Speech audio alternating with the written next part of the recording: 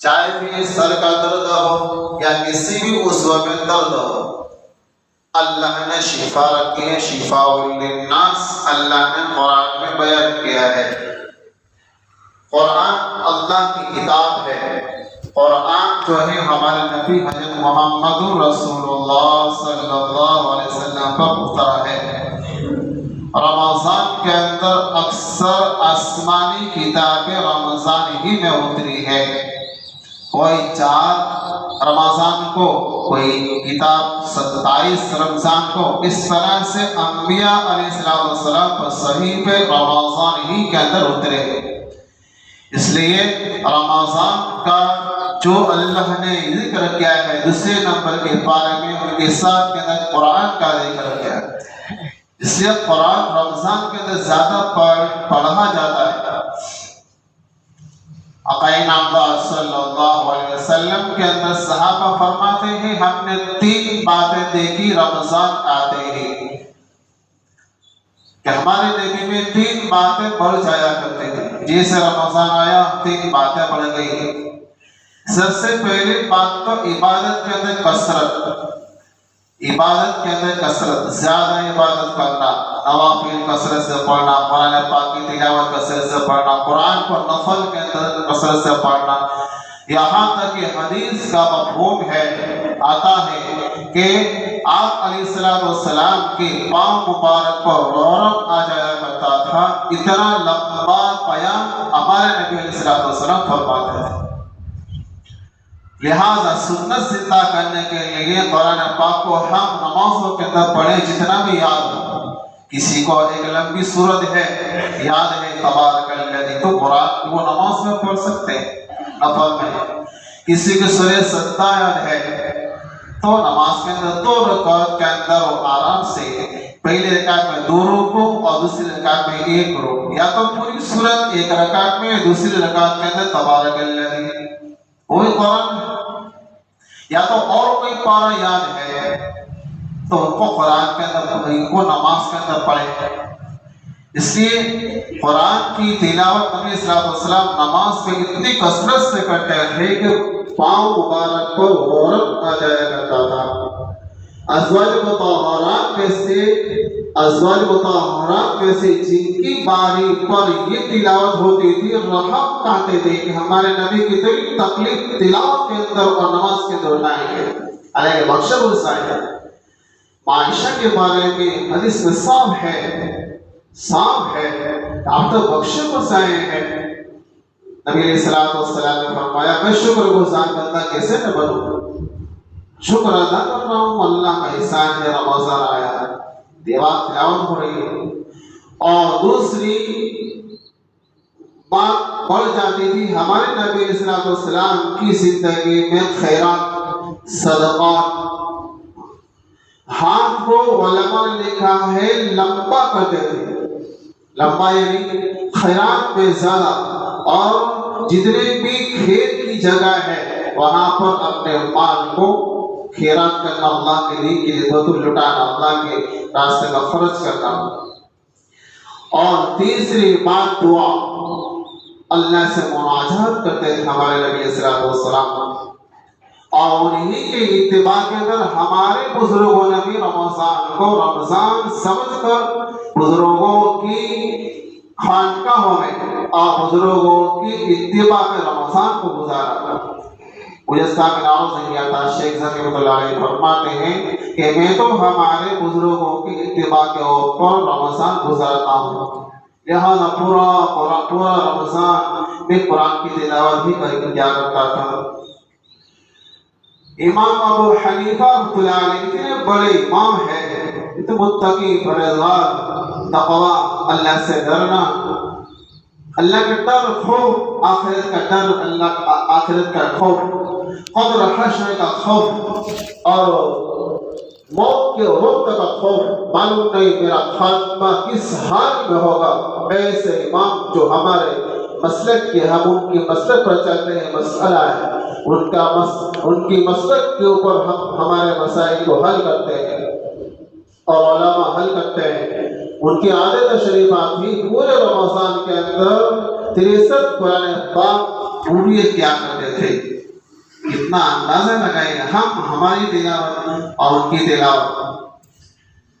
حضرت رائے پوری رحمۃ اللہ علیہ کے بارے میں لکھا ہے کہ وہ 29 شعبان کو سارے مریدین کو جمع کرتے تھے اور کہتے تھے بھائی اگر زندگی رہی تو رمضان کے بعد ہماری ملاقات ہوگی، ورنہ رمضان کے اندر ہماری ملاقات نہیں، ہم تو عبادت کریں گے۔ دوسری بات کہتے ہیں کہ جو ایک ساتھی کو طے کرتے تھے، جو خطوط آئے وہ خط ایک ڈبے کے اندر ڈال دینا، زندگی رہی تو رمضان کے بعد ہم ان کو دیکھیں گے۔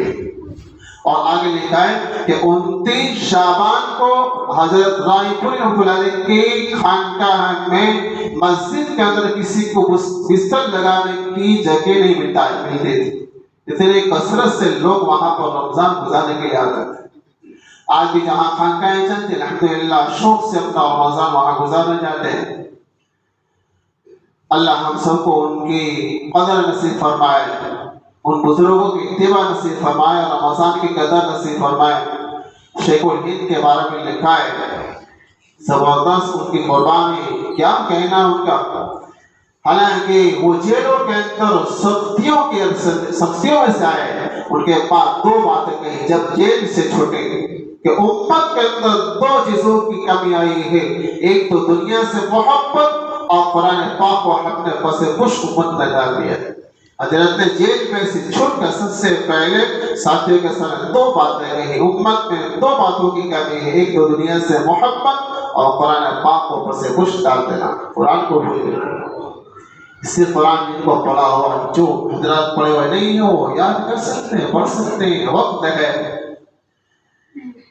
شیخ الہند رحمۃ اللہ علیہ کے بارے میں کہہ رہا ہوں، ان کے بارے میں لکھا ہے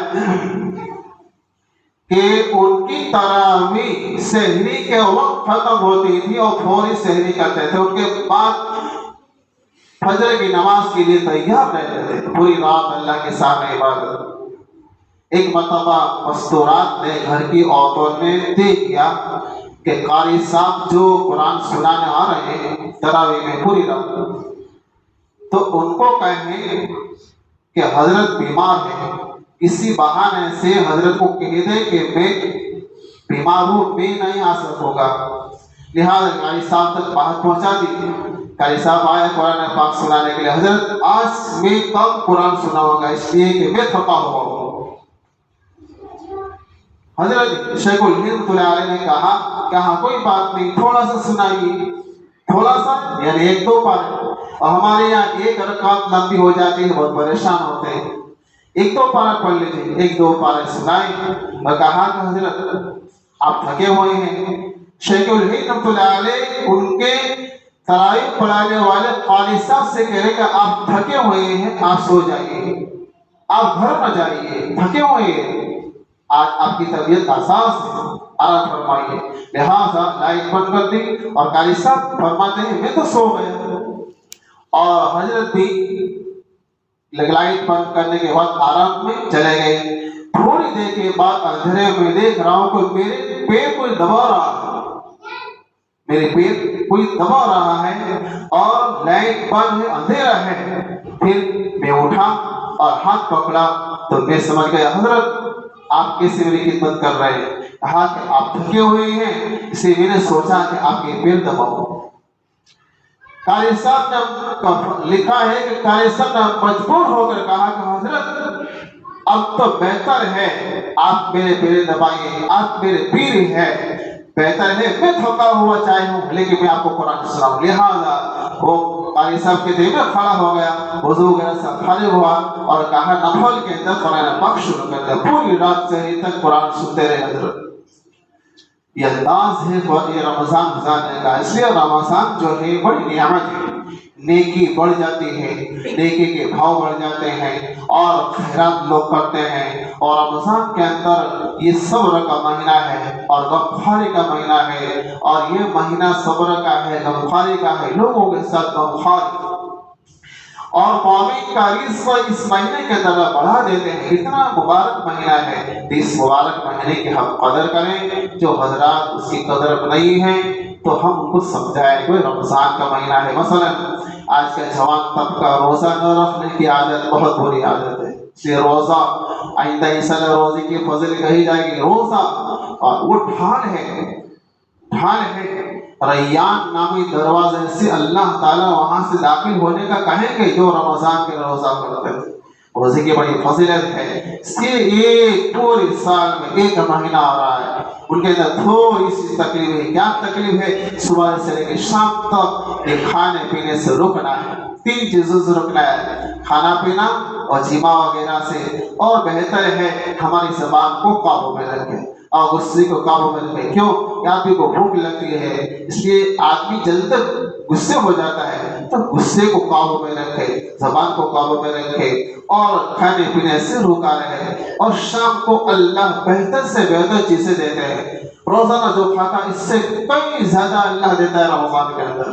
اسی رمضان کی قدر یہ ہے کہ ان کے اندر جو اعمال ہے کثرت سے ہم کرنے کی نیت کریں۔ اللہ تعالی ہم سب کو ان باتوں پر عمل کی توفیق عطا فرمائے۔